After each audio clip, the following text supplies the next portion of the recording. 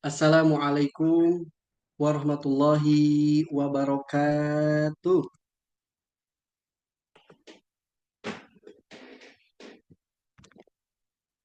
Alhamdulillahirabbil alamin. Alhamdulillahilladzi bi ni'mati tatimmus shalihat. Wa nasyhadu an la ilaha illallah wa nasyhadu anna Muhammadan abduhu wa rasuluh. Allahumma shalli ala Muhammad wa ala ali Muhammad. Amma ba'du, ayah bunda, sahabat-sahabat Majelis Kalam Wakaf Peradaban Internasional, bagaimana kabarnya? Sehat? Alhamdulillah, semoga senantiasa sehat walafiat. Allah berikan keberkahan, mudah urusannya, senantiasa bahagia dimanapun berada. Amin ya Allah ya Rabbal Alamin. Sudah kurang lebih 95 partisipan yang sudah hadir pada malam hari ini. Kami ucapkan ahlan wa sahlan wa marhaban bikum kepada ayah bunda, sahabat-sahabat yang sudah hadir. Semoga senantiasa istiqomah di dalam menuntut ilmu. Amin ya Allah ya Rabbal Alamin. Ayah bunda, sahabat-sahabat Majelis Kalam, kajian malam yang diadakan oleh Wakaf Peradaban Internasional. Dari mana aja nih yang sudah hadir? Boleh kita sapa-sapa terlebih dahulu. Yang sudah on cam, tentunya gurunda kita, Ustadz Muhlis Katili.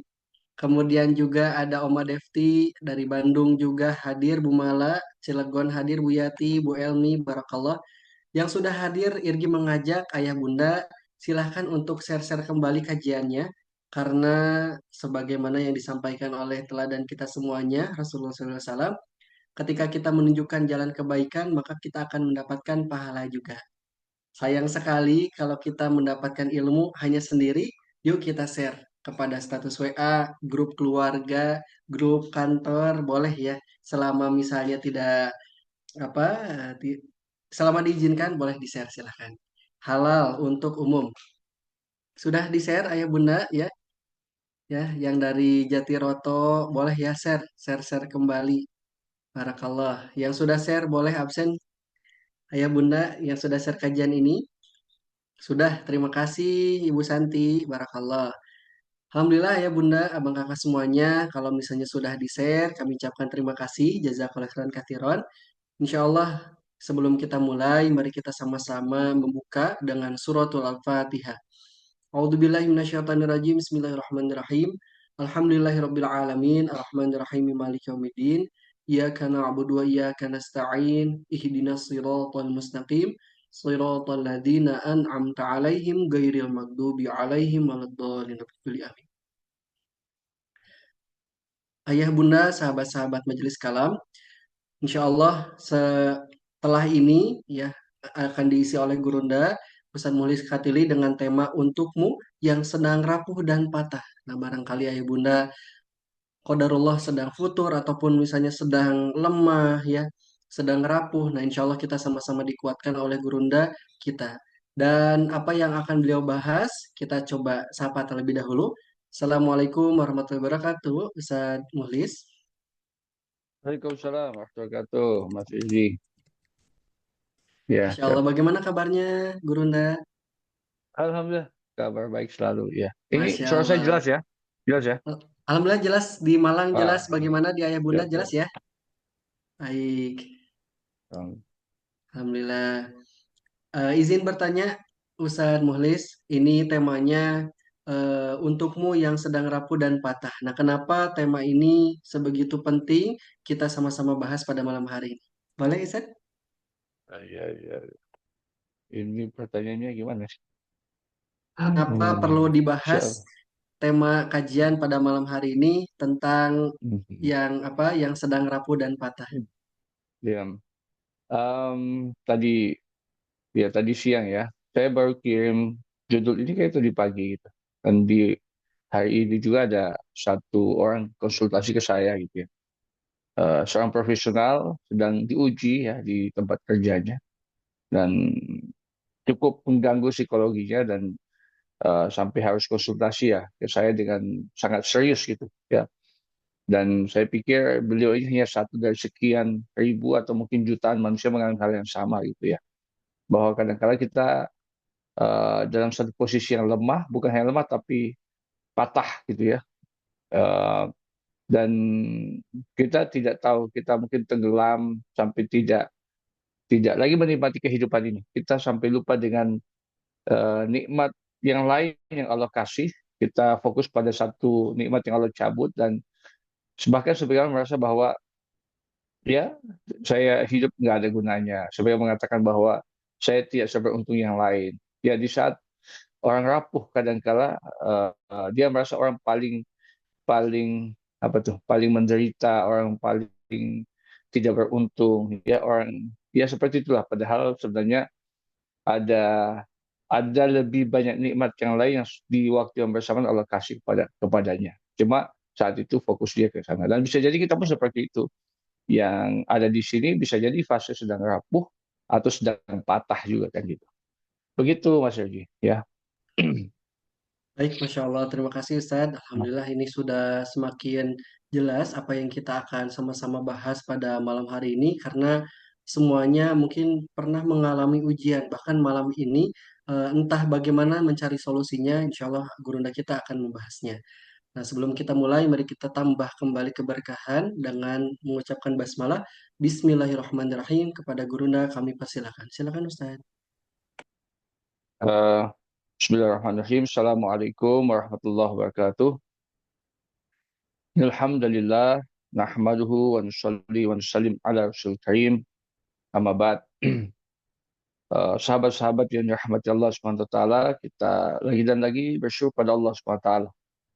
Bersyukur atas segala hal yang Allah berikan pada kita semua. Ada banyak banyak banyak sekali nikmat yang Allah kasih kepada kita. Termasuk kita masih bisa menghabiskan waktu kita sampai malam hari ini, karena sore tadi ada orang yang Allah cukupkan umurnya dan dia telah meninggal dunia.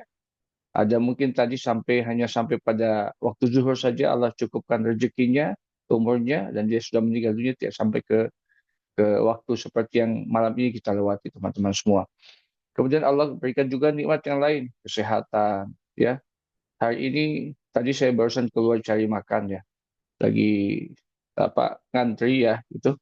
Tiba-tiba ada seorang ibu lagi hamil gitu, di diangkat ke motor, dibawa ke rumah sakit karena dia sakit gitu ya, dalam kondisi yang sangat lemah, dibawa ke rumah sakit. Nah, kasihan juga gitu ya. Dan saya yakin ibu itu bukan cuma satu, ada ribuan orang yang malam hari ini sedang antri atau bahkan sedang terbaring sakit di rumah sakit menunggu kesembuhan.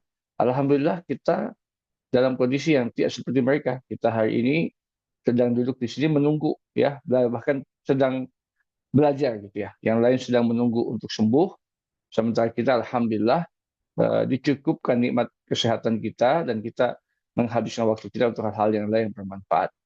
Ada orang yang malam hari ini ya begitu beruntung dia bisa bercengkrama dengan anaknya, dengan pasangannya, dengan orang orang tuanya, orang-orang dicintai. Tadi di tempat yang lain mungkin ada orang lain yang sedang sedih karena jauh, eh, tidak bisa menyapa langsung anaknya, pasangannya, atau mungkin ibunya kan gitu ya. Kita alhamdulillah ya, kadang-kala nikmat-nikmat seperti ini kita lupakan. Kita fokus kepada nikmat materi saja. Padahal nikmat yang seperti ini kadang-kala nilai materinya jauh lebih besar dibandingkan materi itu sendiri. Dan tentunya kita juga tak lupa menyampaikan salawat dan salam pada baginda Rasulullah Muhammad Sallallahu Alaihi Wasallam, ya, manusia yang tidak ada satupun yang kita harapkan syafaatnya kecuali beliau. Tidak ada manusia yang paling kita harapkan cintanya kecuali cinta dari beliau. Dan sungguh ketika seseorang mendapatkan cinta Rasulullah Muhammad SAW, maka dia tidak butuh cinta yang lain. Ya, selain cintanya Allah tentunya. Ketika seorang mendapatkan cintanya Rasulullah, maka dia tidak butuh cinta yang lain. Dan sebaliknya, ketika seseorang sudah diabaikan oleh Rasulullah, sudah tidak dipandang lagi oleh Rasulullah, sudah tidak mendapatkan syafaat dari Rasulullah, maka selesai sudah. Selesai segala apa yang dia usahakan di dunia.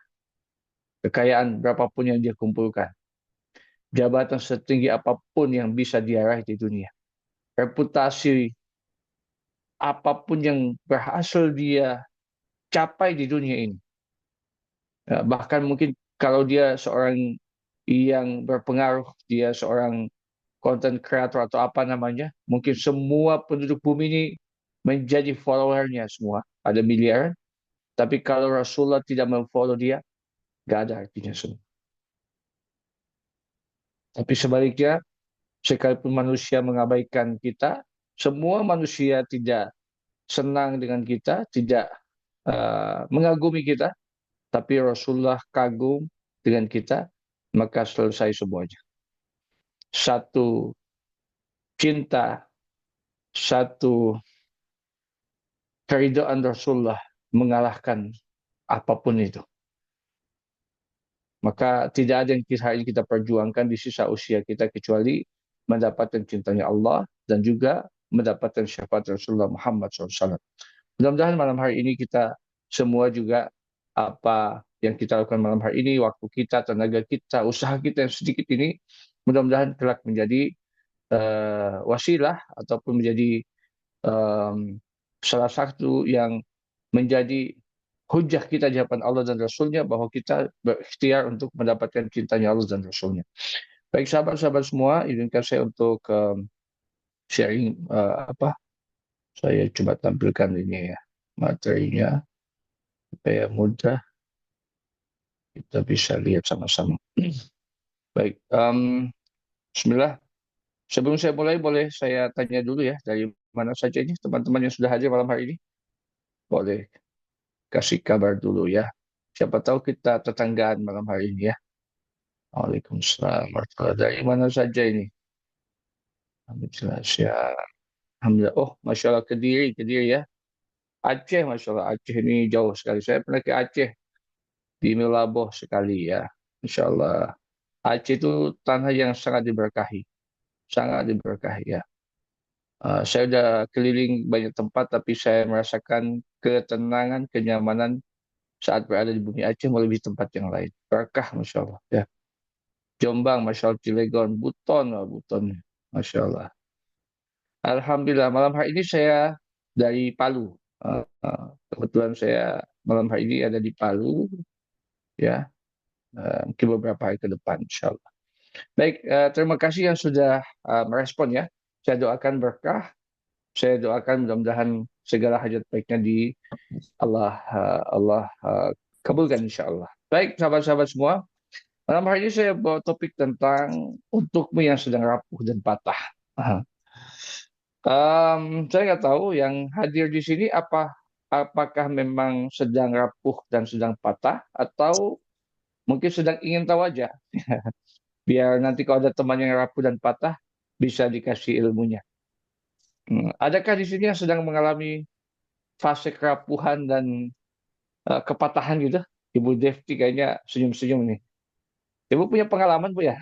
Ada pengalaman atau belum punya pengalaman nih? Ada ya, Insya Allah. Oke. Yang ngomong ini juga bukan ahli ya, yang ngomongnya bukan ahli ya. Bisa jadi malam hari sedang dikuatkan, sedang push, sedang. Tapi memang tidak kebetulan gitu. Qadarullah hari ini saya ada seorang klien, seorang profesional yang sedang diuji ya dan memang sedang rapuh-rapuhnya. eh, ada satu kejadian di tempat dia bekerja dan butuh butuh dukungan gitu ya. Um, dan saya yakin juga teman-teman yang lain mungkin malam hari ini sedang di fase ini. Um, atau mungkin pernah masa lalu pernah Anda mengalami fase rapuh dan patah. Di tempat saya di Sulawesi Tengah gitu ya, salah satu kabupaten itu tingkat bunuh diri sangat tinggi sekali, sangat tinggi. Hampir setiap bulan pasti ada yang bunuh diri ya. Luar biasa ya. Ini orang-orang yang sudah putus asa dengan kehidupannya.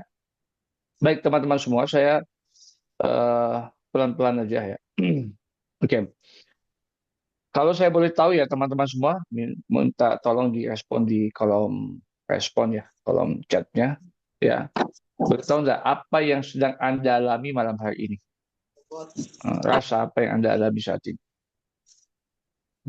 Yang bisa Anda utarakan gitu ya. Apakah sedang happy kah? Sedang baik-baik saja kah gitu ya? Ada Ibu Eni di sini ya, insyaallah. Oh, oke, 66 tahun lagi pensiun. Oke, Masya Allah. Oke, biasalah orang pensiun ya. Masya Allah. Berkah Bu ya. Usia sudah makin panjang, tapi kesalahan untuk menuntut ilmu semakin semakin besar, itu luar biasa. Nggak semua orang, kadang-kala orang udah merasa udah punya pengalaman, udah tahu semua gitu ya. Kadang-kala udah nggak mau menuntut ilmu gitu ya. Insya Allah. Sebuah keberkahan ketika kita masih merasa sangat butuh ilmu. Sebuah keberkahan. Sekali lagi, sebuah keberkahan ketika kita masih merasa butuh dengan ilmu. Ya, karena Allah eh, tidak akan memberikan kebaikan kecuali orang itu punya ilmu. Jadi satu ungkapan dari Gus Baha mengatakan begini, sejelek-jeleknya orang berilmu jauh lebih baik dibandingkan orang yang tidak berilmu.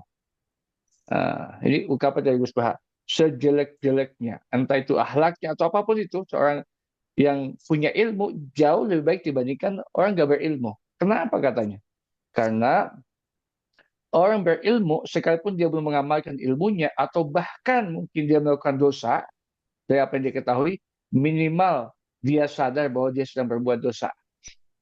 Contoh gini ya, ada naik mobil atau naik kendaraan lah gitu ya, terus lampu merah, sepi ya, karena mungkin malam gitu, jam 10, jam 11, sepi kan gak ada kendaraan. Kira-kira ibu bapak terobos atau tidak nih, lampu merah di depan nih, ada tengok kiri kanan gak ada kendaraan, kira-kira diterobos atau tidak? Ayo, ibu lihat kayaknya enggak ya, enggak. Oke. Oke lah, mungkin hari ini kita tidak terobos. Tapi pernahkah di masa lalu sekali ada terobos? Karena ada satu hajat pun buru-buru gitu ya. Ya, mungkin ada yang pernah begitu ya. Udahlah, kalau ini mumpung sepi, nggak ada kendaraan, aman lah, sudah ditancap aja. Tapi perasaan Anda gimana? Ada rasa bersalah nggak? Pasti ada rasa bersalah. Sekalipun malam itu nggak ada kendaraan lain di situ. Ada rasa bersalah. Kenapa kita merasa bersalah? Karena kita punya ilmu. Kita tahu bahwa lampu merah nggak boleh jalan, nggak boleh menerobos gitu. Nah, sama orang yang punya ilmu, sekalipun dia belum mengamalkan ilmunya, tapi minimal dengan ilmu itu membuat dia menyadari atau beristighfar atau menyesali apa yang dia telah lakukan kalau tidak sesuai dengan apa yang dia ilmui. Maka beruntunglah orang-orang yang senantiasa mau menuntut ilmu, Masya Allah ya. Baik, Masya Allah. Ada yang rapuh, luka batin yang belum putus. Oke, Alhamdulillah ada juga yang bahagia, Alhamdulillah. Oh, sedang nano-nano. Soalnya nano-nano dinikmati aja, Bu ya. Dinikmati aja. Iya. Alhamdulillah. Alhamdulillah kulihal sedang melewati.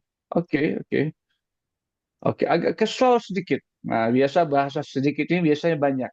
Nah, sedikit kesal. Sedikit itu dengan ekspresi biasanya. Ekspresi apa yang diucapkan itu belum menggambarkan apa yang ada di dalam. Biasa ekspresinya itu yang menentukan. Jadi ketika mengatakan sedikit sih, nah sihnya itu mewakili perasaan dia. Kalau juga sedikit. Tapi kan sedikit sih, sihnya itu menggambarkan bahwa itu tidak sedikit, itu besar. Cuma manusia kadang mau kelihatan sopan, sedikit sih kan gitu ya. Padahal ini sudah bergemuruh di dalam, akan meledak gitu. Alhamdulillah.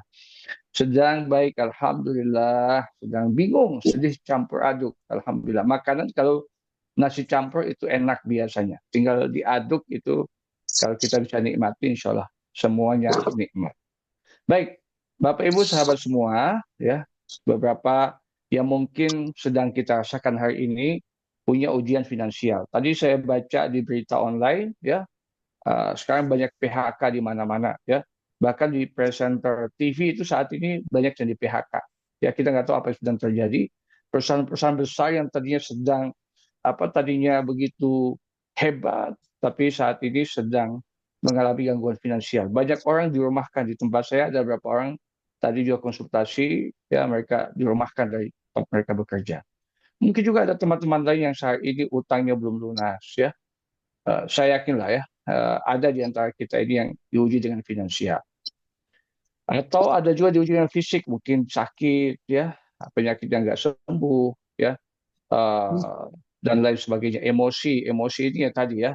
rasa sedih karena kehilangan, rasa marah karena dikecewakan, karena mungkin disakiti, dihianati. Ya, Bapak Ibu sahabat semua, belakangan ini kalau saya yakin kita semua tahu ya, Anda lihat di media sosial, tingkat perceraian begitu tinggi, tingkat perselingkuhan begitu tinggi.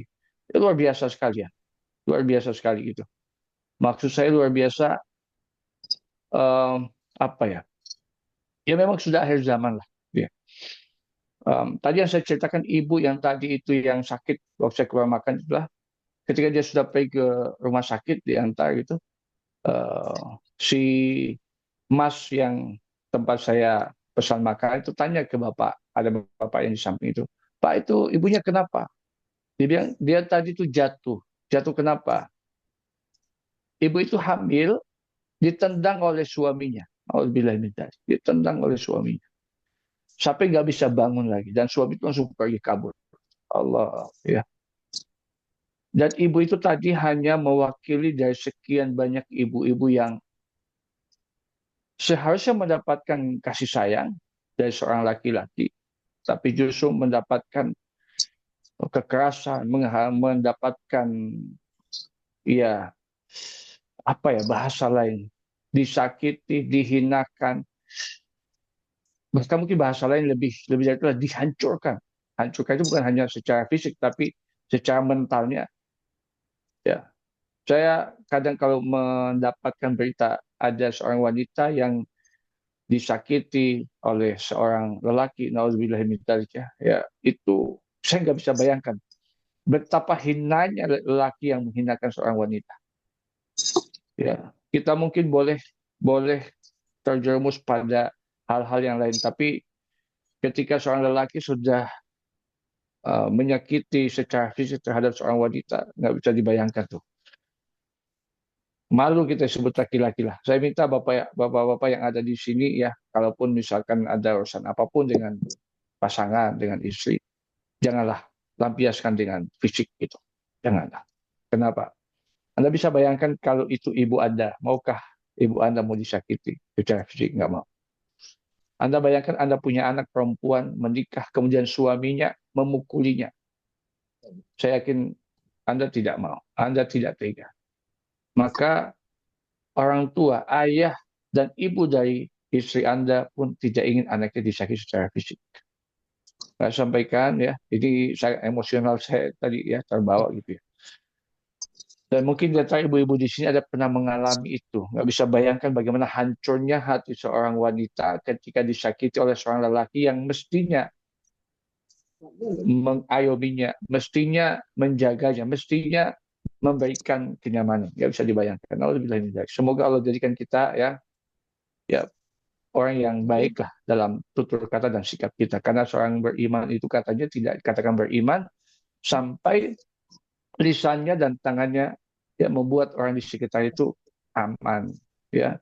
Dan sebuah kemunafikan kalau kita mengatakan saya beriman tapi lisan kita menyakiti orang lain, tangan kita suka menyakiti orang lain. Ya itu hanya iman dalam kedustaan. Sesoleh apapun tampang kita, pakaian kita, kita sholat 5 waktu, tapi kalau tangan kita begitu mudah memukul, apalagi kita pukul seorang wanita yang lemah, nggak ada artinya. Ya, nggak ada. Semua nggak ada artinya. Dan mungkin di antara ibu-ibu ada sedang diuji dengan ini, emosi dengan pasangannya. Atau mungkin ada anak Anda yang perempuan yang diuji dengan suaminya. Luar biasa. Belakangan ini gelombang ujian emosi sangat-sangat besar, teman-teman sahabat semua. Ya, hubungan dengan siapapun, dengan orang tua, ada hubungan dengan keluarga, dengan saudara. Saya yakin teman-teman semua di antara Anda pasti pernah mengalami fase ini, fase ujian finansial, fisik, emosi maupun hubungan. Bahkan hampir saya bisa pastikan belum lengkap hidup Anda kalau Anda belum pernah mengalami empat empat bab ujian ini, ya, itu bab finansial, bab fisik, bab emosi maupun hubungan. Ada di sini yang belum pernah, mungkin baru dapat bab 1, bab 2, bab 3. Tunggu aja bab 4 yang pasti dapat kok. Tapi saya yakin udah alumni semua, udah selesai bab 1, bab 2, bab 3, bab 4. Sudah selesai semua. Ya. Yang bab kelima ini spiritual. Kita mungkin lagi putus, lagi lemah, mau sholat, ada kumandang adzan, kita masih menunda sebentar-sebentar. Mungkin ada fase itu. Iman kita lemah, ya. Ada. Baik, sahabat-sahabat, Bapak Ibu semua, apapun yang Anda alami, izinkan saya berbicara dari hati ke hati sebagai sahabat, gitu ya. Ah, apapun yang Anda alami, mungkin selama ini Anda nggak pernah curhat kepada orang lain karena Anda malu, atau Anda tidak tahu harus mengungkapkan seperti apa. Izinkan malam hari saya sampaikan sebagai sahabat, sebagai teman. Ya. Yang pertama bahwa Allah SWT mencintai kita, menulis ya, mewasiatkan satu nasihat yang nasihat ini berlaku sepanjang kehidupan manusia. Allah katakan apa? A'udzubillahi minasyaitonirrajim. Walanabluwannakum bisyai'im minal khawfi wal ju'. Dan sungguh kata Allah akan kami berikan cobaan kepadamu. Sungguh Allah mengatakan menegaskan sungguh pasti ya. Walanablu ini penegasan bahwa pasti siapapun Anda pasti akan dicoba, akan diuji itu ya. Ya, dengan apa? Sedikit ketakutan. Allah menggunakan diksi sedikit ketakutan. Itu menandakan bahwa ketakutan apapun yang hari ini kita rasakan, takut mati, takut takut dirampok, takut dikhianati, takut didolimi, atau takut apapun, takut miskin, ya, takut penyakit, ya, atau apapun. Allah katakan itu hanya sedikit dari ketakutan yang sesungguhnya dibandingkan dengan ketakutan di akhirat nanti. Sungguh jauh lebih dahsyat. Ya, berapa tahun lalu kita takut mati karena COVID. Ya, yang di mana semua orang sampai bahkan para pakar mengatakan banyak orang meninggal karena COVID itu sebenarnya bukan COVID-nya, bukan virusnya, tapi karena psikologi mereka yang rapuh gitu ya. Takut mati membuat mereka mati, bukan karena virusnya. Maka ketahuilah bahwa ketakutan itu hanyalah sedikit dari ketakutan yang sesungguhnya di akhirat nanti. Yang kedua, kita kelaparan. Kita mungkin pernah diuji dengan kelaparan, ketahuilah itu pun hanya sebentar. Kekurangan harta. Saya ketemu ada orang yang sangat kaya dulunya, tiba-tiba sekarang dia kehilangan segalanya. Gak punya apa-apa, bahkan punya utang di mana-mana. Ya, ketahuilah teman-teman semua itu hanya sementara dan itu sedikit kata Allah. Atau mungkin jiwa, ya, kita kehilangan orang kita cintai, ya, sampai kita sedih, gitu ya. Kehilangan ibu, ayah, anak, teman, sahabat terbaik. Ketahuilah bahwa kesedihan kita karena kehilangan jiwa itu hanya sementara dan itu sedikit. Dan ketahuilah pula, sahabat-sahabat semua, kalau hari ini kita menyedih, apa, disedihkan karena kehilangan orang kita cintai, ketahuilah bahwa suatu saat nanti kita pun akan menjadi penyebab kesedihan buat orang lain. Kalau hari ini kita sedih karena kehilangan orang yang kita cintai, maka suatu saat nanti kita akan menjadi penyebab kesedihan buat orang lain. Coba Anda tengok nanti di sekitar Anda, kira-kira siapa saja akan sedih ketika Anda pergi nanti. Siapa kira-kira? Pasangan, anak. Itu kalau kita duluan ya, anak, orang tua. Ya, maka kalau Anda masih bisa bersama dengan pasangan, dengan anak, dengan siapapun itu, dengan sahabat Anda, peluk mereka, ya, manfaatkan waktu terbaik. Karena kalau kita sudah pulang, sudah selesai, nggak bisa lagi. Nggak bisa lagi. Maka nikmati sisa waktu yang masih ada, karena suatu saat tidak akan berpisah. Gitu. Buah-buahnya dan yang lainnya tentunya. Kita akan diuji, dan Allah katakan apa? Berikanlah berita gembira pada orang yang sabar. Masya Allah. Ternyata orang yang bisa bergembira pada saat ujian itu hanya orang yang sabar. Ya, orang yang bisa bergembira, masih bisa menikmati ujian itu adalah hanya orang yang sabar. Orang larut dalam, orang yang terpuruk dengan ujian itu, maka orang yang tidak punya kesabaran. Tapi orang yang sudah punya bekal kesabaran, dia sudah melatih dirinya dalam kesabaran, maka ujian apapun dia masih bisa menikmati. Dia masih bisa melihat sisi yang lain, ya. yang membuat dia mensyukuri nikmat Allah dalam kondisi apapun. Seperti kisah Nabi Ayub dalam kondisi yang bertubi-tubi ujiannya, kehilangan harta, kehilangan anak, diasingkan, ya macam-macam ujian dia masih bisa mensyukuri nikmat Allah. Dan itulah orang yang sabar. Ya, kita teman-teman sahabat semua, kalau kita nggak mungkin lepas dari ujian ini, nggak mungkin. Ya, pasti kita akan dapat ujian ini, tapi punya harta yang namanya sabar itu pilihan. Gak semua orang diuji itu punya bekal kesabaran. Ini orang-orang pilihan. Mudah-mudahan kita adalah orang yang terpilih itu yang dimana punya satu anugerah, diberikan satu taufik untuk sabar dalam menghadapi setiap ujian. Baik sahabat-sahabat semua. Kadang-kala kalau kita ketemu lagi diuji ya, lagi sakit, ya mungkin sakit itu parah gitu ya. Atau mungkin kita diuji dengan finansial. Ya kita punya utang, nggak ada penghasilan, banyak cicilan gitu ya. Atau ujian-ujian yang lain. Mungkin pasangan mungkin yang dikhianati ya kalau kita berpikir ya Allah kenapa hidup saya begini ya ada nggak yang pernah merasa begitu kok hidup saya begini atau kadang-kala kita pada saat kita jatuh terpuruk itu kita melihat orang lain duh enaknya hidupnya ya andaikan saya seperti dia gitu ya itu kondisi kita semakin terpuruk semakin rapuh semakin jatuh gitu ya hilang semangat sudah sementara dalam hati kita ingin hidup yang baik gitu. Bahkan ya Allah, harapan kita kan kita selalu doa. Rabbana atina fid dunya hasanah. Ya Allah, saya minta padamu kehidupan dunia yang hasanah, yang baik gitu. Yang dalam kondisi yang baik. Baik itu apa? Gak punya utang, ya, gak ada hianati, ya, gak ada kesedihan, kita sehat dan sebagainya. Maunya kita begitu kan. Tapi sementara kenyataan hidup kita jalan nggak seperti itu, bertolak belakang kadang-kala. Lalu kita berkata, ya Allah, kok hidup saya begini sih? Gitu ya. Ya, bahkan sebagai orang kenapa putus asa karena dia tidak melihat lagi ada kebaikan dalam kehidupan dunia ini. Nah, oke teman-teman sahabat semua, setiap kita saya yakin ingin sekali hidup yang baik, betul enggak ya? Bapak Ibu, betul enggak? Di antara kita semua ini ingin hidup yang baik, ya. Saya yakin lah ya. Makanya doa kita itu doa yang nggak pernah putus adalah doa Rabbana atina fid dunya hasanah wa fil akhirati hasanah wa qina adzabannar. Jadi um, kita menginginkan itu. Sekarang pertanyaannya adalah kehidupan yang terbaik itu seperti apa? Nah, coba kita tengok kehidupan terbaik. Nah, kalau kita ingin mendapatkan definisi kehidupan terbaik itu, maka kita lihat orang-orang terdahulu. Nabi Yusuf ya, Nabi Yusuf ini saya yakin kisahnya kita semua tahu gitu ya. Dan Allah menggambarkannya di dalam Al-Quran itu di surat Yusuf ya. Allah berkata apa? A'udzubillahi minasyaitonirrajim. Nahnu naqussu 'alaika ahsanal qasas.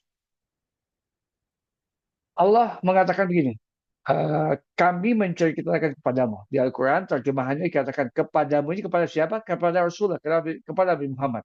Allah mengatakan kami menceritakan kepadamu, wahai Muhammad, kisah yang paling baik.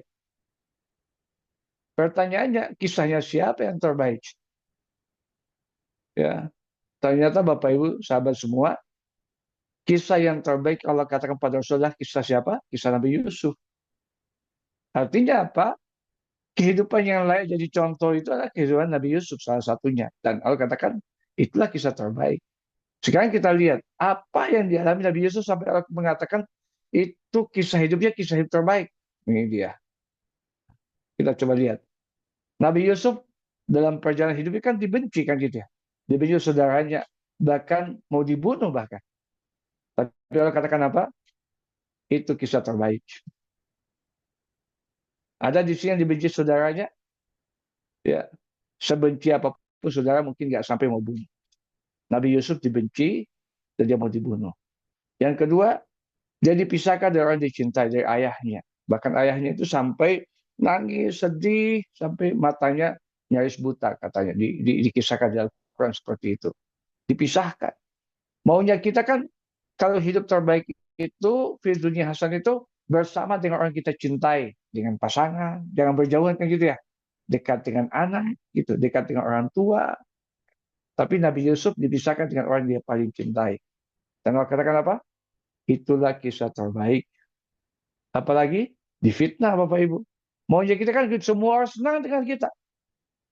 Akun Facebook kita, TikTok kita, IG kita, maunya kan followernya banyak. Maunya semua orang senang sama kita. Di mana-mana orang menceritakan tentang kebaikan-kebaikan kita, di orang baik. Maunya kita begitu. Itu kisah terbaik. Tapi nyatanya Nabi Yusuf itu diberikan ujian yang sebaliknya. Dia difitnah. Tapi orang katakan apa? Itulah kisah terbaik. Nah, nunakusu alaika ahsanal qasas. Allah katakan, itulah contoh kisah hidup terbaik. Dibenci, mau dibunuh, dipisahkan dari yang kita, orang yang kita cintai, bahkan difitnah Bapak Ibu. Bahkan tidak hanya itu, dikhianati. Nah, maksud saya apa? Saya yakin di antara kita pernah mengalami fase ini. Atau mungkin malam hari ini Anda di fase ini. Entah fase difitnah kah? Entah fase dikhianati kah? Atau mungkin di fase mana Anda berpisah dengan orang Anda cintai. Tapi ketahuilah bahwa satu hal, Anda bukan yang pertama mengalami itu Bapak Ibu. Ya, apapun kondisi kita, serapu apapun yang hari ini kita alami, ini bukan sebuah alamat bahwa kita gagal dalam kehidupan dunia ini. Lalu kemudian memutuskan, ya Allah, buat apa aku hidup? Kalau ternyata saya dibenci, kalau ternyata saya dikhianati, kalau ternyata saya difitnah, ya Allah. Sekali lagi, kita bukan yang pertama. Sampai membuat kita kemudian merasa, sudahlah, ngapain saya hidup? Ngapain saya bekerja lagi? Ngapain saya begini lagi? Toh begini kehidupan saya. Ngapain saya taat sama Allah? Toh nyatanya hidup saya begini. Tuh dia enaknya gitu. Dia nggak taat sama Allah, hidupnya enak gitu. Maunya sama seperti dia lah gitu. Hanya banyak orang kemudian tidak sabar dengan ujian ini, maka kemudian dia meninggalkan Allah, Bapak Ibu. Malah keliru besar kita, betapa meruginya kita ketika kita melihat bahwa ujian-ujian ini sebagai tanda bahwa kehidupan dunia ini nggak penting gitu buat kita. Demi Allah, Bapak Ibu sahabat semua, kita bisa hidup hari ini, ya Allah penuhi segala hajat kita, kebutuhan kita dalam hidup itu karena Allah cintai sama kita semua. Adapun proses yang kita lewati adalah ujian yang setiap orang pasti melewatinya. Hatta kita nggak beriman pun pasti mengalami hal yang sama.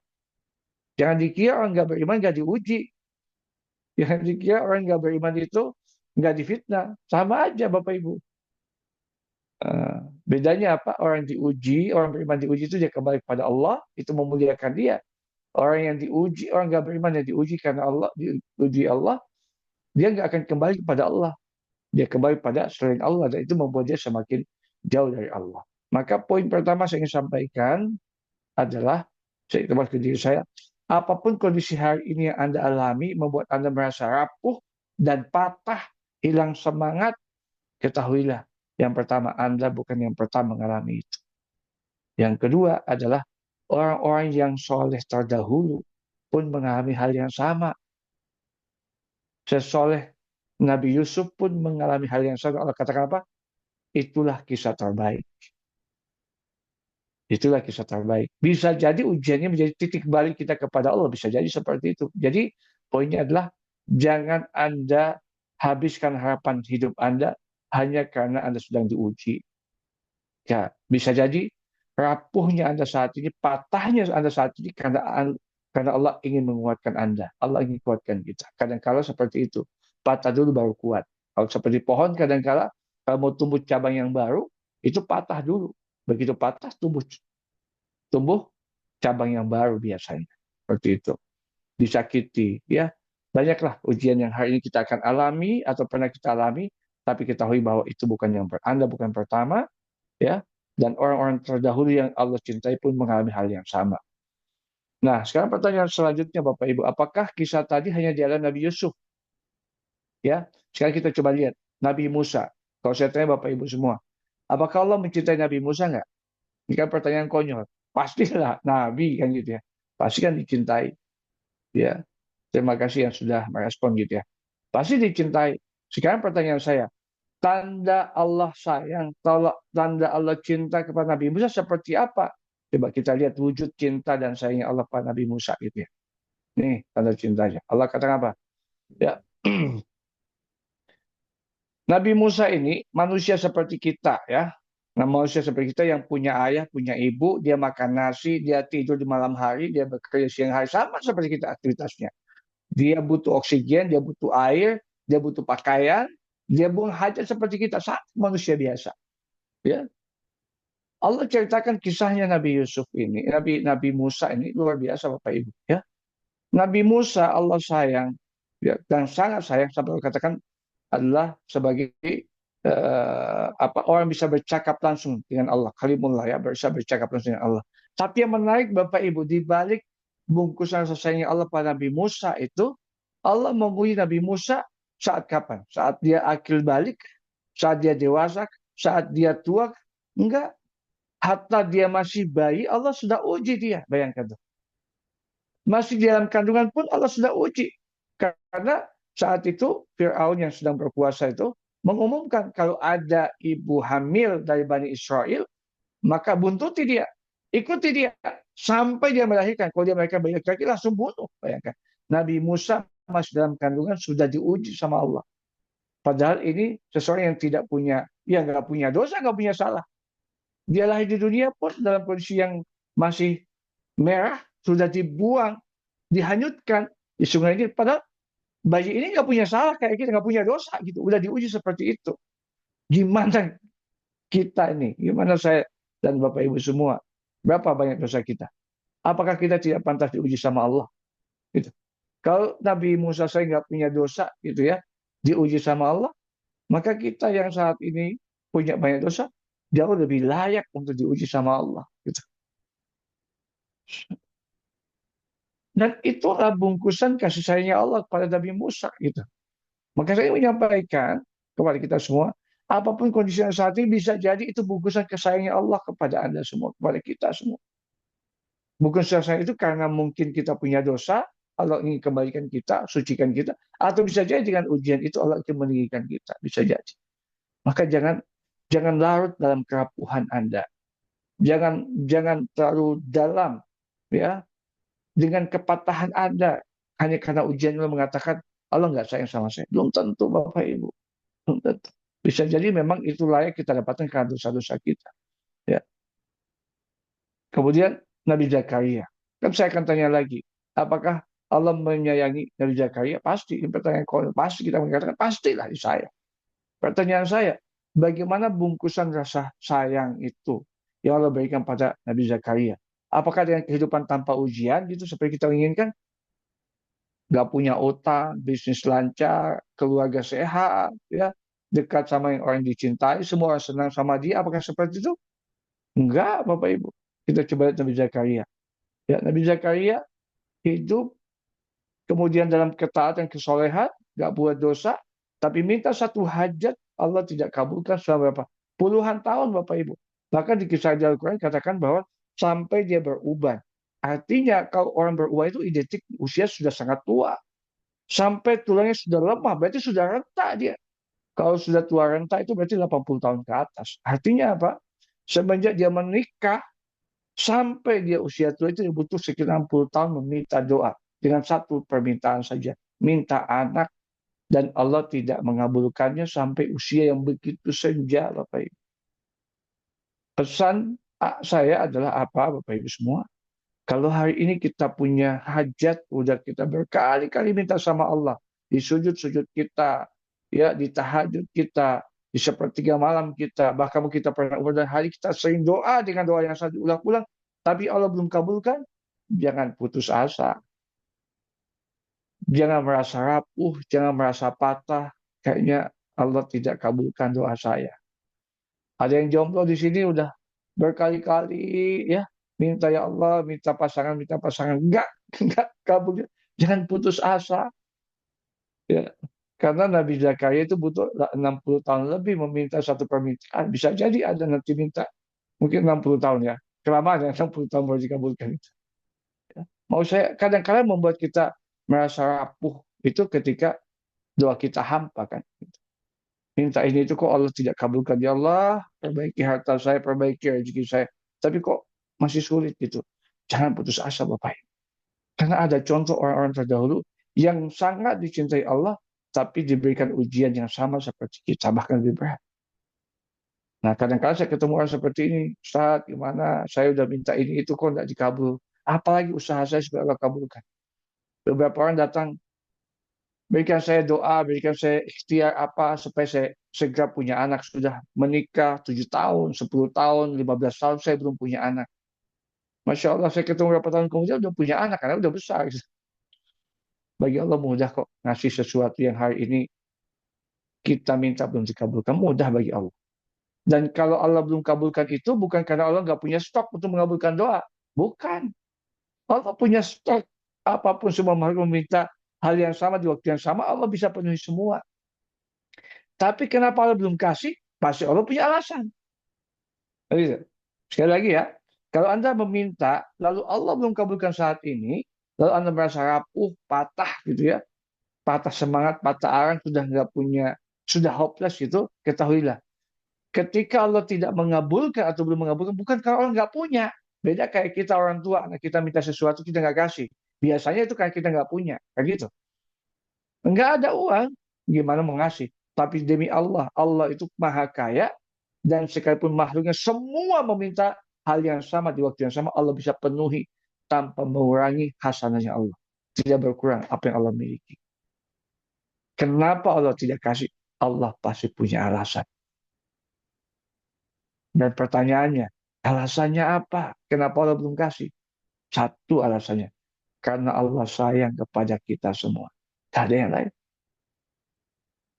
Ulang sekali lagi, ketika kita meminta, semua makhluk meminta, ketahuilah Allah bisa memberikan itu di waktu yang bersamaan.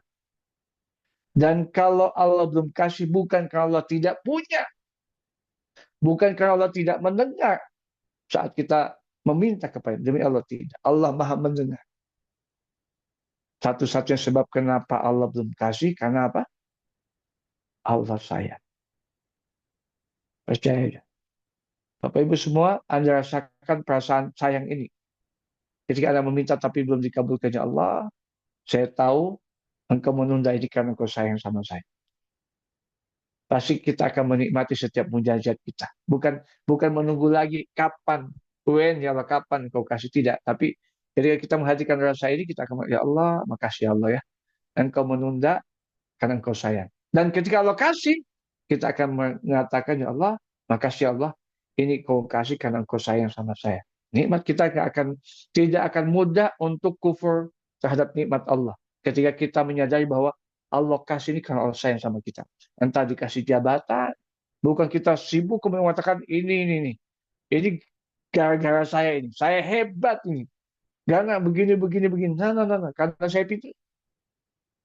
Ketika dikasih sesuatu jabatan, mengatakan Allah, ini karena Allah sayang sama saya. Maka karena Allah berikan dengan kasih sayang, saya nggak boleh sombong, nggak boleh merasa jumawa, nggak boleh. Kenapa? Ini karena sayangnya Allah. Tiba-tiba Allah bukakan pintu rezeki kita semua. Allah bukakan rezeki yang mungkin bisnis kita berkah. Untung kita nggak akan sombong. Nggak akan lupa. Kenapa? Kita tahu dikasih banyak. Ini kalau sayang sama kita. Pasti nikmat gitu. Nikmat. Maka nikmati setiap hajat, setiap kita minta sama Allah, ketika Allah menunda, sadari itu karena Allah sayang. Karena Allah sayang. Gak usah merasa rapuh, patah, hopeless. Kapan ya Allah? Kayaknya saya nggak dikabulkan. Kayaknya saya begini aja hidup saya. No. Ketahuilah Allah itu sayang sama kita semua. Apapun kondisi dan keadaan kita. Hatta ketika kita masih bermaksiat kepada Allah, Allah pun masih sayang sama kita. Buktinya apa? Allah kasih Al-Quran. Ya, Allah masih kumandangkan azan supaya hati kita tergerak untuk kembali taubat kepada Allah. Itu aja. Insya Allah Bapak Ibu semua. Ya. Nah sekarang pertanyaannya. Adakah di dunia ini orang yang Allah sayang yang tidak diuji? Nah, gitu. Rasulullah Muhammad SAW adalah manusia yang paling mulia, paling dekat dengan Allah, paling disayang oleh Allah, pun beliau pun tidak lupa dengan ujian. Ujiannya apa? Sama seperti kita. Ujian dia difitnah, ya. Ujian mau dibunuh, ujian dia dikatakan orang gila, ujian dia dikucilkan, ujian dia diusir dari kampungnya, apa itu? Ujian pengkhianatan, semua ujian sudah dilewati. Ujian kelaparan, semua sudah dilewati. Udah dilewati semua. Jadi maksud saya, kalau orang semulia Rasulullah, ya, setaat Rasulullah pun mengalami ujian yang bertubi-tubi, masa kita tidak pantas mendapatkan ujian itu? Toh kita tidak semulia Rasul. Masa ujian-ujian kecil ini membuat kita kemudian patah arang, kemudian merasa kita, ya Allah, kok saya begini? Nah, nah, nah. Allah sayang sama kita. Ya. Dan setiap ujian yang datang, karena sentuhan sayangnya Allah itu aja, bukan yang lain. Maka tidak patut, tidak layak ketika Allah sayang sama kita merasa, kok ya Allah hidup saya kok begini, nggak pantas. Nggak pantas kita mengatakan itu. Maka siapapun Anda yang sedang diuji, apapun bab ujiannya, ketahui setiap ujian adalah karena Allah sayang sama kita semua. Ya. Dan orang-orang yang dahulu, ya, yang soleh, yang taat pada Allah pun mengalami hal yang sama. Ya. Maka Bapak Ibu semua, saya ingin sampaikan satu hal, ada cinta di setiap ujian. Pasti, pasti. Ya, kalau Anda hari ini ada di antara Bapak Ibu yang mungkin S2, S3 gitu ya, ya pasti mereka itu melewati lebih banyak ujian dibandingkan yang hanya punya ijazah SD, SMP, SMA kan gitu ya. Pasti beda. Semakin banyak ujiannya, semakin tinggi levelnya. Nggak mungkin dia hanya ikut sekolah SD, kemudian dia dapat ijazah S2, nggak mungkin. Mungkin bisa kita dapatkan ijazahnya, ya kita bisa cetak, tapi prosesnya ataupun nilai dari ijazah nggak bisa kita dapatkan. Maka ketahui bahwa kehidupan kita seperti itu, sepanjang semakin besar ujian pun semakin tinggi derajat sisi Allah SWT. Maka hari ini kalau Anda masih diuji, tanda bahwa Allah masih menginginkan kita naik level. Sekali lagi, kalau hari ini kita masih diuji, Allah masih menginginkan kita untuk naik level. Entah level itu dari kondisi kita terpuruk karena dosa kita kembali kepada fitrah kita, atau mungkin kita dalam ketaatan menjadi manusia lebih taat lagi. Tergantung di posisi mana kita. Yang tahu adalah diri kita dan Allah Subhanahu wa taala, kita di posisi mana hari ini. Tapi kita tahu bahwa ujian itu tanda Allah masih menginginkan kita untuk naik level. Contoh, saya kasih contoh ya di sekolah. Kalau ada pertandingan, biasa kayak ini 2 Mei kan, 2 Mei biasa ada pertandingan antar sekolah. Macam-macam lah ada. Dulu ada lomba cerdas cermat. Nah, kalau ada lomba cerdas cermat antar sekolah, kira-kira yang akan jadi utusan sekolah yang mana? Anak yang malas, anak yang pinjam kata bodoh, atau anak yang rajin, anak yang pintar? Mereka mana? Ya, di depan saya ini Ibu Defti ya. Jadi saya akan banyak menyebut beliau gitu. Kira-kira anak yang mana? Iya, anak yang pintar pasti nggak mungkin anak yang malas, anak yang nggak pernah masuk sekolah, anak yang bodoh jadi utusan nggak mungkin. Jadi kalau hari ini, ya, hari ini Anda merasa kok ujian saya banyak, berarti Anda itu siswa teladan. Berarti Anda itu adalah siswa yang menjadi perhatian setiap guru. Ini anak yang hebat nih, menjadi bintang di sekolahnya. Ya, mau jadi bintang atau bukan jadi bintang. Pasti setiap kita ingin menjadi bintang sekolah, bintang kelas kan gitu. Maka kalau ingin jadi bintang, jangan mengeluh kalau sering ikut ujian. Betul ya Bapak Ibu semua ya? Nah ya habis ini ada nikmati ujiannya. Kalau setiap ada ujian, Alhamdulillah berarti saya ini bintang kelas, bintang bintang kehidupan gitu ya. Allah berikan ujian yang banyak. Insya Allah Bapak Ibu semua. Kalau katakan apa? Dalam satu hadis katakan, Allah itu kalau sayang pada seseorang, maka Allah akan kasih ujian. Kan gitu. Sama kalau seorang guru senang sama seorang siswa, pasti siswa itu akan sering diikutkan dalam lomba dalam pertandingan. Jadi Bapak Ibu sahabat semua yang hari ini sedang rapuh karena ujian, ketahuilah Anda harus bersemangat. Anda harus merasa, wah ternyata salah ya. Ternyata ujian ini tanda bahwa itu Allah itu sayang, sangat sayang dengan saya. Insya Allah Bapak Ibu sahabat semua itu mungkin sebagai pengantar kita ya. pada malam hari ini ya sebagai teman seperjalanan kita yang menyampaikan juga tidak ahli, tapi inilah yang bisa sampaikan dia. Saya yakin mungkin hari ini kita sedang diuji dengan macam-macam ujian. Coba Anda tengok ya, saudara kita di Palestina. Subhanallah, Masya Allah, bagaimana ujian mereka. Nggak bisa dibayangkan bagaimana orang-orang di Palestina itu melewati kehidupan mereka dalam kondisi setiap saat dalam ketakutan, kekhawatiran mestinya ya. Tapi mereka, Masya Allah, dengan ketauhidan yang kokoh, yang mantap, mereka hadapi setiap ujian itu dengan apa? Dengan penuh keyakinan. Dengan mereka yakin, saya tidak pernah melihat ada orang Palestina dikabarkan bunuh diri karena ujian, nggak ada. Nggak ada. Yang ada mereka berteriak ya. Mereka mengatakan bahwa kami ini siap untuk mati syahid. Ketika anak mereka meninggal, mereka alhamdulillah itu menjadi kemuliaan buat kami. Bahkan ibu-ibu yang lain mengatakan, saya menanti anak-anak saya yang lainnya akan menjadi syahid juga di jalan Allah. Bayangkan, kalau kita melihat dari kacamata dunia, mestinya tingkat bunuh diri paling tinggi itu di Palestina. Tapi kenyataannya tidak. Ternyata ya kondisi yang begitu tidak menguntungkan seperti kita, tidak membuat mereka putus asa dari rahmat Allah. Justru mereka semakin kokoh tauhidnya. Itu orang memahami hakikat hidup. Dia tahu bahwa setiap ujian ini yang Allah datangkan itu karena satu hal saja, satu saja sebabnya. Allah sayang, Allah cinta sama kita. Sama kita juga saat kita jujur sama Allah, jangan rapuh, jangan patah. Tapi rasakanlah sebuah kekuatan cinta. Cinta dari mana? Cinta dari Allah Subhanahu wa taala. Barakallahu fikum. Assalamualaikum warahmatullahi wabarakatuh. Waalaikumsalam warahmatullahi wabarakatuh. Masya Allah, tabarakallah. Alhamdulillahirabbil alamin. Terima kasih kepada gurunda kita Ustaz Mulis Katili yang telah menyampaikan materi pada malam hari ini.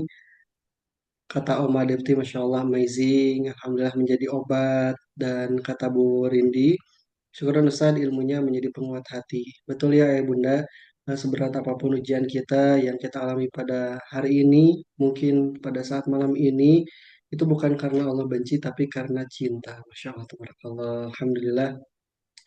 Barangkali mungkin ayah bunda ada yang ingin ditanyakan, namun sebelum itu, Masya Allah, mengucapkan terima kasih ada juga guru kita yang hadir, ya Ustaz Dedi Irawan, Masya Allah menyimak juga, Masya Allah, Barakallah, Ustaz. Kemudian izin informasi ayah bunda, sahabat-sahabat kalam di malam hari ini, ada informasi yang sangat spesial yang kami akan informasikan. Mari kita sama-sama lihat. Bismillahirrahmanirrahim. Sebelumnya sebelumnya video yang kita tayangkan. Nah, boleh ditampilkan dulu, mohon izin admin.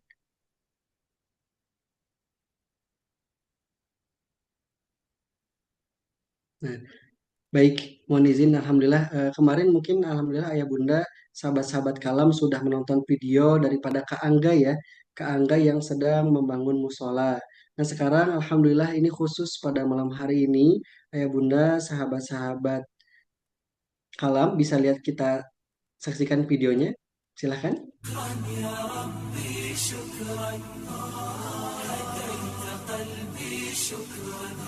Bismillah, Assalamualaikum warahmatullahi wabarakatuh. Alhamdulillah ini progres pembangunan rumah atap dari teman-teman yang mendonasikan rezeki terbaiknya di event Reconnect, terutama yang ada di Padang dan di Makassar kemarin. Alhamdulillah. Alhamdulillah ini rencana kita mau bikin 4 rumah atap yang akan dihuni kurang lebih satu rumah atap itu 2 kamar. Satu kamarnya bisa 4 anak, berarti 8 kali 4 ada 30 lebih santri akhwat SD yang insya Allah nanti menempati tempat ini. Kalian nanti tinggal di sini.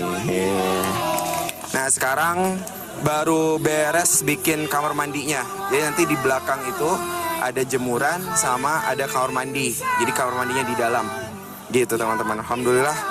Tapi belum selesai, ini masih butuh banget banyak dana ya. Karena satu rumah atap ini bisa di atas 25-30 jutaan teman-teman. Itu contohnya yang di SMA Akal. Kalau yang ini nanti rencananya untuk SD. Mudah-mudahan para hamba Allah yang hadir di event Reconnect, insyaallah waktu terdekat ada di Jakarta dan di Bandung. Sebenarnya nggak harus kita keluarkan harta kita harta kita akan tetap keluar.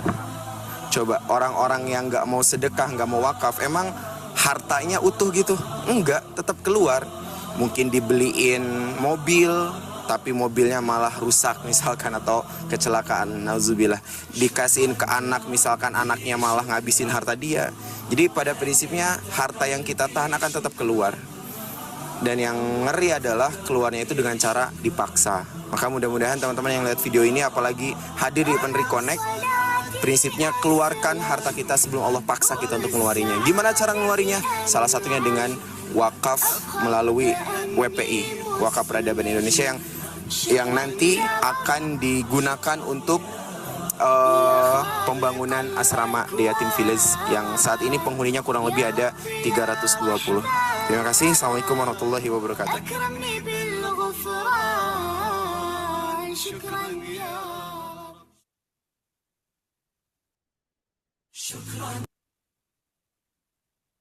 Baik, Masya Allah, tabarakallah, sudah kita simak ayah bunda video dari Kak Angga tadi. Maka bismillahirrahmanirrahim, kami mengajak ayah bunda sebagaimana yang Rasulullah SAW disabdakan, apabila manusia itu meninggal dunia, maka terputuslah segala amalnya kecuali tiga, yaitu sedekah jariyah, wakaf, ilmu yang bermanfaat, dan anak yang saleh yang mendoakan kepada kedua orang tuanya, di dalam hadis riwayat Imam Muslim.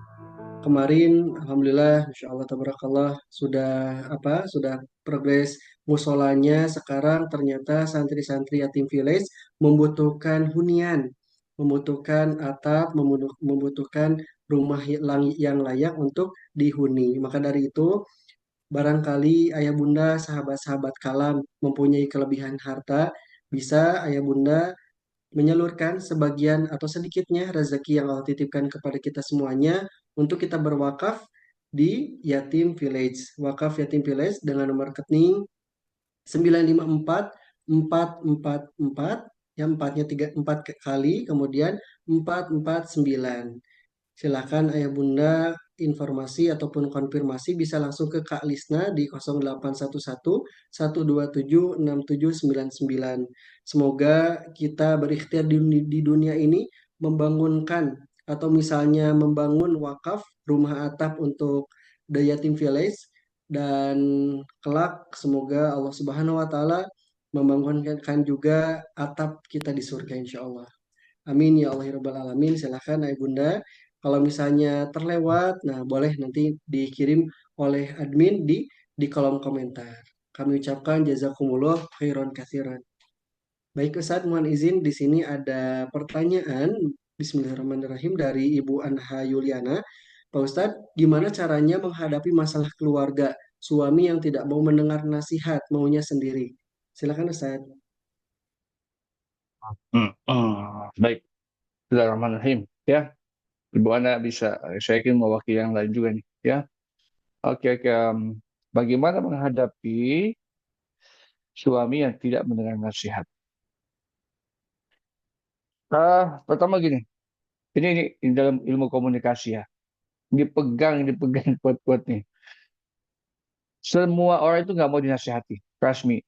Semua orang nggak mau dinasihati. Ya, kalau kita menganggap ada orang baik, senasih nggak. Aslinya manusia itu nggak mau dinasihati. Sampai dia tahu apa manfaatnya buat dia. Poin pertama.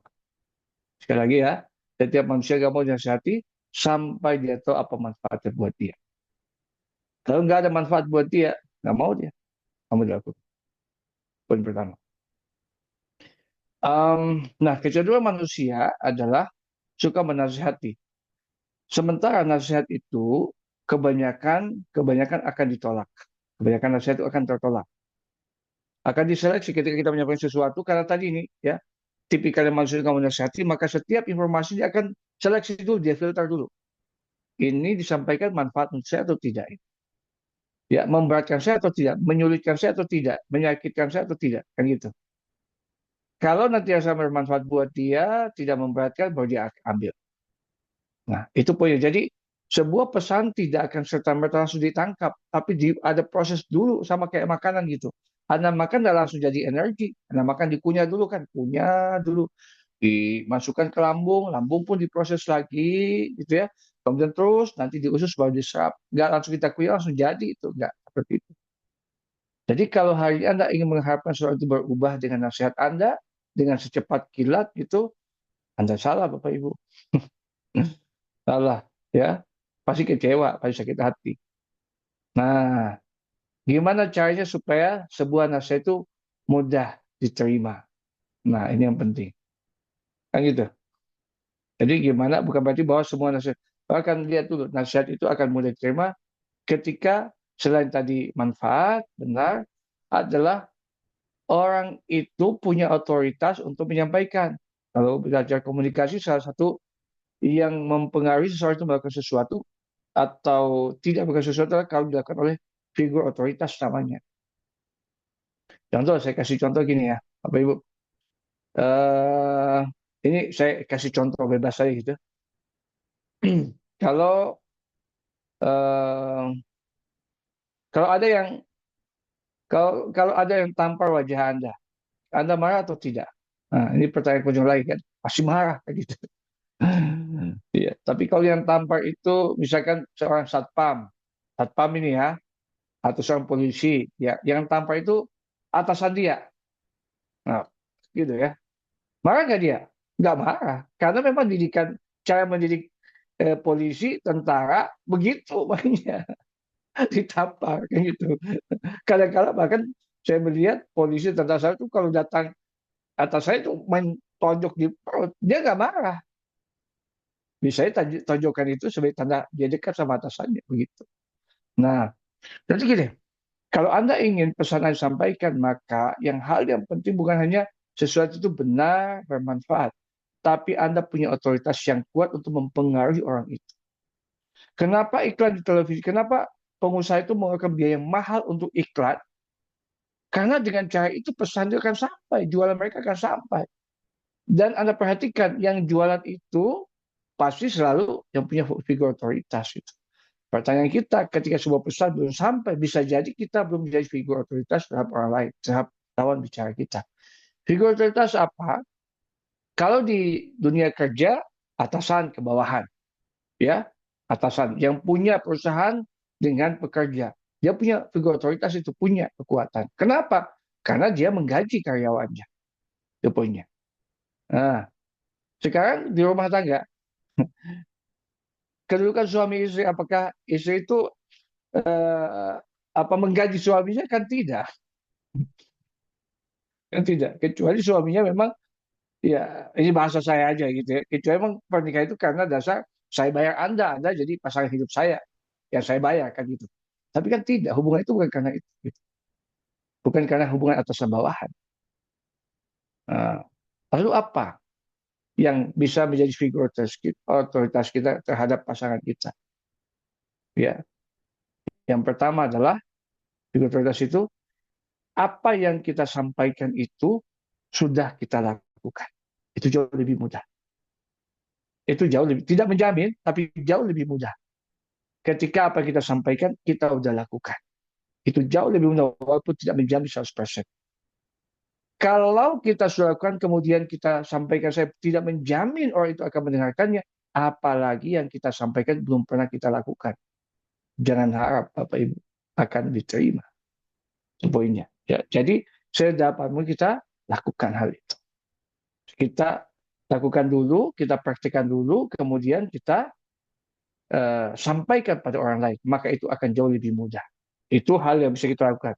Nah, tapi ini pun belum menjamin bahwa orang itu akan melakukannya. Sekalipun tadi saya sampaikan, yang kita sampaikan ini benar. Yang kedua, manfaatnya jelas. Ya, yang menasihatkan, yang menyampaikan itu sudah mempraktekannya, bukan 1-2 hari, tapi sudah istiqomah. Belum tentu didengar. Kok bisa begitu? Iya, karena faktor orang berubah itu mendengarkan itu butuh hidayah. Butuh hidayah. Kalau Allah mengasih hidayah, nggak bisa. Nggak bisa. Maka kita bersyukurlah ketika Anda gitu, menyampaikan sesuatu pada orang lain, yang orang lain itu belum bisa melakukan, tapi kita udah bisa lakukan. Alhamdulillah gitu. Alhamdulillah. Artinya apa? Bukannya kita kesal, tapi bersyukur. Alhamdulillah. Saya kok diberikan taufik, hidayah untuk melakukan hal ini, sementara dia tidak, kan itu. Paham ya? Bukan justru kita, kenapa? Nah, kita bersyukur Allah kasih kita. Sekalipun kita tidurnya sebantal, seranjang, tapi hidayah beda. Alhamdulillah kita udah dikasih hidayah, kita mudah melakukannya. Maka ya Kak, pemahaman ini penting kita dudukan di hati kita. Saat saya menasihatkan pada orang lain, maka sesungguhnya dia akan memahami atau tidak ada faktor hidayah. Allah kalau kasih hidayah belum bisa. Itu yang pertama. Lalu apalagi? Tugas kita menyampaikan. Ya, bukan memahamkan. Tugas kita menyampaikan. Kita sampaikan dengan semampu kita, syukur-syukur dia paham. Kalau dia nggak paham, nggak masalah. Kita nggak dihisap dengan ketidakpahaman seseorang ketika kita udah sampaikan. Nah, namun dalam hubungan rumah tangga, kadang-kala yang paling banyak menyebabkan kesalahpahaman, bahkan itu kadang-kala di komunikasi. Maka satu hal untuk para istri gitu ya, untuk para istri, ujian paling berat Anda adalah satu, dan satunya yang paling berat itu hanya satu, volume suara jangan terlalu keras. Nah, kalau saya sampaikan gini, kira-kira ya, kira-kira gitu, lebih mudah, lebih orang dengarkan mana? Sebuah pesan disampaikan secara keras atau secara halus? Nah, kalau kita kayaknya yang keras, Ustaz. Enggak. Kadangkala kalau semakin dekat seseorang itu dengan hati kita gitu, dekat di hati bukan fisik ya, semakin pelan cara kita ngomong. Betul nggak? Kalau orang yang sangat dekat dengan kita, pasti kita bisik-bisik. Gini ya. Nggak ada orang yang dekat itu teriak-teriak. Orang yang teriak itu kalau dia jauh. Maka ibu-ibu semua, bapak-bapak yang mau ngomong supaya dengar oleh pasangannya adalah tunjukkan hati Anda bahwa itu Anda dekat. Dengan cara apa? Ngomongnya pelan-pelan aja. Ngomongnya pelan. Dipeluk, dibisikin, Pak, gini ya. Nah, kalau kita ngomongnya kencang, volumenya keras, siap-siaplah kecewa. Kenapa bisa kecewa? Pertama, udah ketahuan, pasti kita ngotot. Ketika volume suara kita keras, itu tanda bahwa kita ngotot. Pasti ngotot. Dan kalau ngotot, pasti yang dibalas otot juga. Pasti itu bawahnya. Anak ngotot, balas saya otot. Dan pasti melotot. Kayak gitu ya. Udah, Bapak Ibu yang satu rumah, ya pahami. Kalau Anda ingin dengarkan, tunjukkan bahwa Anda tidak hanya dekat secara fisik, tapi dekat secara emosi Anda. Ngomongnya harus pelan-pelan. Bisik-bisik, Pak, begitu. Ya, akan mudah didengarkan. Begitu mungkin ya, Ibu, ya mudah-mudahan bermanfaat. Coba Anda praktikkan. Ulang ini, ya, malam ini langsung peluk suaminya, ya, tanya apa kesukaannya, dikasih, baru ngomong. Nah, itu. Ya, insya Allah nanti akan didengarkan. Tapi kalaupun tidak, Allah Maha membolak-balikkan hati, nggak masalah. Ibu sampaikan yang penting dari hadapan Allah, kita sudah tunaikan kewajiban kita. Toh, kewajiban kita menyampaikan nasihat itu bukan karena pasangan kita, tapi karena perintah Allah untuk senantiasa nasihat dan kebaikan. Bisa jadi, Bapak Ibu semua, ada dua hal. Ada dua hal. Kemuliaan seseorang itu pada dua hal. Bisa jadi dua-dua kita dapatkan, bisa jadi salah satunya. Satu karena kebaikan dia, ketaatan dia, ya Allah muliakan dia.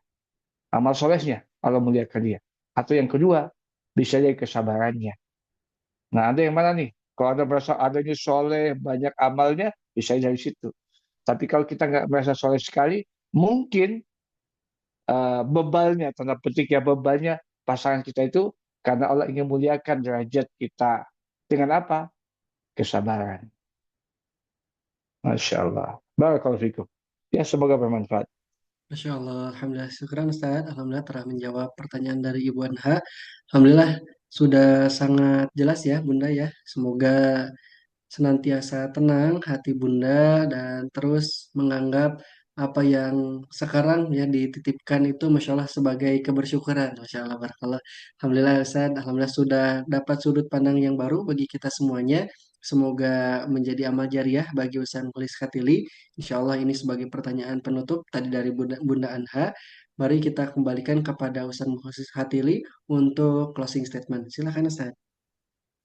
Baik, Alhamdulillah, terima kasih Bapak Ibu sahabat surah rahmati Allah ya. Saya doakan siapapun yang hari ini hadir di tempat ini, Allah berkahi umurnya, Allah wafatkan keadaan husnul khatimah ya rabbal alamin.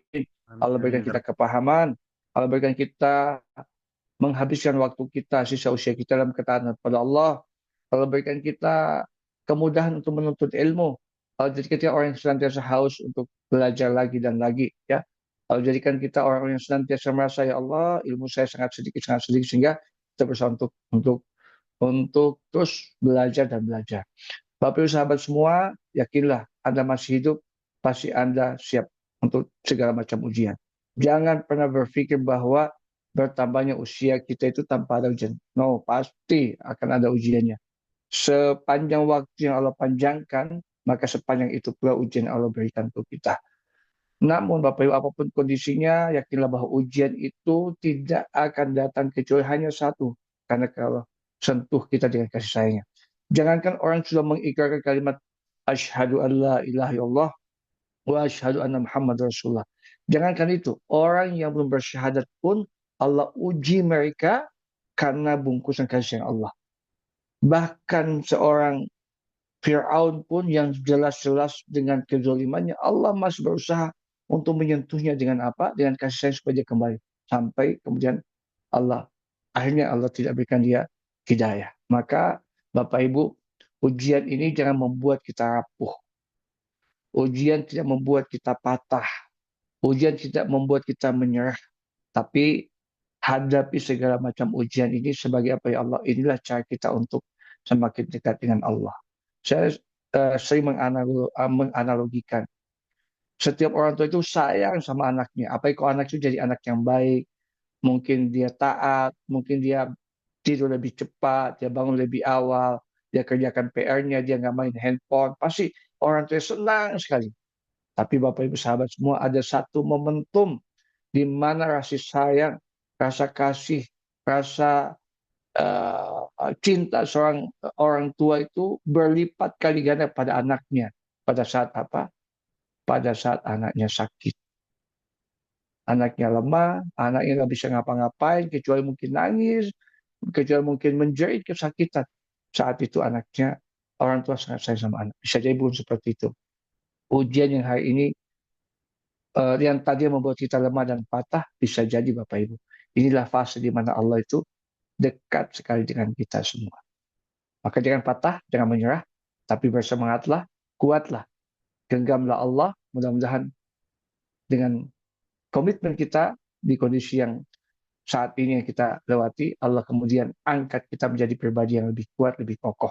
Dan kita memenangi kehidupan kita menjadi pribadi yang Allah katakan, jiwa-jiwa yang kembali pada Allah dalam kondisi qalbun salim. Barakallahu fikum. Assalamualaikum warahmatullahi wabarakatuh. Waalaikumsalam warahmatullahi wabarakatuh. Alhamdulillahirabbil alamin. Syukran jazakallahu khairan katsiran Ustaz Mukhlis. Iya. Alhamdulillah. Hai Bunda semuanya, Masya Allah Tabarakallah, bagaimana tidak Allah memberikan nikmat yang luar biasa kepada kita semuanya. Ini nikmat yang luar biasa itu adalah ilmu. Alhamdulillah, semoga kita bisa mengamalkan apa yang guru kita sampaikan. Sedikit demi sedikit, hati kita semakin tenang karena apapun ujian yang diberikan oleh Allah sekarang, baik itu sakit, baik itu misalnya ujian kesusahan, kepayahan dari materi ataupun non-materi, itu bukan benci tetapi cinta. Masya Allah. Alhamdulillahirabbil alamin. Baik, silakan Ayah Bunda kami mengajak kembali di akhir sesi kajian ini bagi yang ingin berwakaf, yang ingin menambah amal jariah dan menutup kajian ini dengan dengan kebaikan yang Allah titipkan kepada kita. Silahkan untuk bisa berwakaf di Wakaf Yatim Village, pembangunan rumah atap The Yatim Village. Kami doakan semoga ayah bunda senantiasa sehat walafiat, Allah berikan keberkahan kepada urusannya. Amin ya Allah ya Rabbal alamin. Terima kasih untuk Pak Brams atau Abang Brams Abimanyu yang sudah on cam, ya Insya Allah. Mama Devti dan Ibu Siti Aminah, Alhamdulillah Barakallah, dan ayah bunda yang sudah hadir pada malam hari ini. Sama-sama kita cukupkan dengan hamdalah. Alhamdulillahirabbil alamin. Alhamdulillah, Kemudian amin. beristighfar, astagfirullahaladzim, astagfirullahaladzim, astagfirullahaladzim. Disempurnakan dengan doa kifaratul majelis. Subhanakallahumma bihamdika, asyhadu an la ilaha illa anta, wa nastaghfiruka wa natubu ilaik. Barakallahu fikum. Assalamualaikum warahmatullahi wabarakatuh. Waalaikumsalam Waalaikumsalam. warahmatullahi wabarakatuh. Terima kasih semuanya. Syukran Sehat-sehat insyaallah. Terima kasih, terima Seth. Terima kasih Alhamdulillah. Pak Bams ya, Pak Bams ya. Ya Mas Yudi, makasih ya, izin pamit ya. Sama-sama, Ya, silakan Pak. Ustaz. Ustaz. Alhamdulillah, Bisa. barakallah. Baik, Ayah Bunda, silakan nanti hadir kembali ya di hari Selasa malam. Jangan lupa kita cukupkan dengan di hitungan ketiga. Baik, Bu Santi. 3, 2, 1. Barakallah.